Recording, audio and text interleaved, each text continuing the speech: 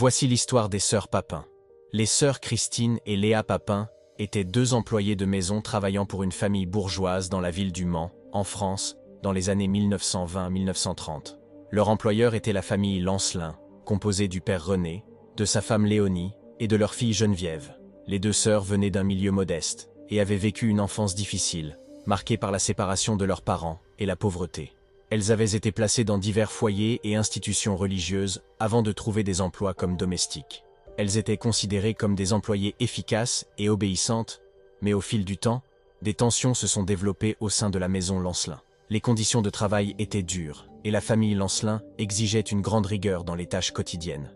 Les sœurs étaient isolées et n'avaient que très peu de contacts en dehors de leur travail. Le 2 février 1933, un événement dramatique survient. Alors que Monsieur Lancelin est absent, les sœurs Papin attaquent violemment Madame et Mademoiselle Lancelin.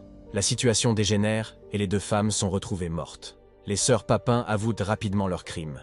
Lors de leur procès, des débats ont eu lieu sur les causes de cet acte violent. Certains experts ont mis en avant des troubles psychologiques chez Christine Papin, tandis que d'autres ont parlé de la révolte des sœurs face à leurs conditions de domestiques, symbolisant une lutte des classes. L'affaire a choqué la France de l'époque et a soulevé des questions sur les inégalités sociales et le traitement des employés domestiques.